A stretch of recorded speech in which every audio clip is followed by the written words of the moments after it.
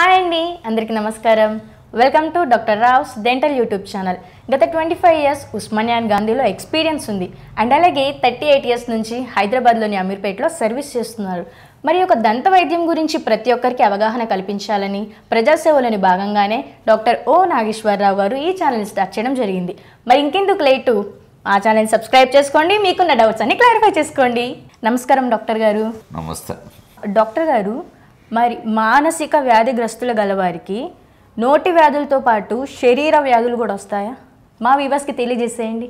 ఎప్పుడైతే ఈ మానసిక వ్యాధులతో బాధపడుతూ ఉన్నారో వారికి ఈ నోటి వ్యాధులు కూడా రావటం అనేది సర్వసామాన్యం. ఎందుకంటే వాళ్ళు సరిగ్గా నోటిని శుభ్రం చేసుకోలేరు.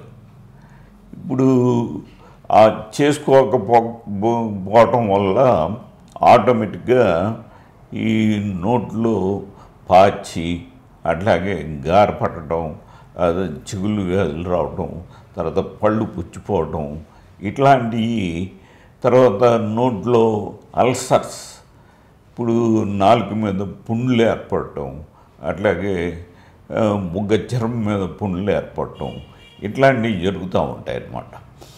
ఈ పరిస్థితుల్లో ఈ ఇన్ఫెక్షన్, ఈ చిగుళ్ళు ఇన్ఫెక్షన్ ఏంటి, లేకపోతే పళ్ళ ఇన్ఫెక్షన్ ఏంటి, ఈ ఇన్ఫెక్షన్ ఏమవుతుందంటే వాళ్ళు ఆహారం తీసుకునేటప్పుడు ఆహారంతో పాటు అది జీర్ణకోశంలోనికి పోయి ఇప్పుడు జీర్ణకోశ వ్యాధులు, తర్వాత జీర్ణకోశం నుంచి ఈ బ్యాక్టీరియా బ్లడ్లోకి చేరి బ్లడ్ నుంచి గుండెకి చేరటం, ఈ గుండె నుంచి పంప్ అయ్యి మొత్తం శరీర భాగాలన్నిటికి అవి చేరటం, తర్వాత శరీర భాగంలో ఏ అవయవం అయితే వీక్గా ఉంటుందో ఆ వీక్గా ఉన్న భాగాన్ని, అంటే పార్ట్ని, ఎగ్జాంపుల్గా కిడ్నీ కానీ, లేకపోతే లివర్ కానీ, లేకపోతే లంగ్ కానీ,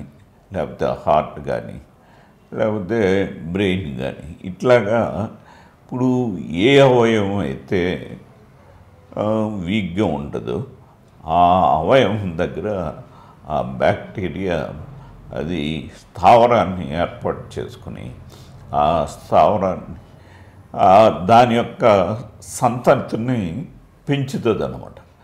ఆ సంతతిని పెంచి ఆటోమేటిక్గా అవయవాన్ని తినేయటం, అంటే పాడు చేయటం అనేది జరుగుతుంది.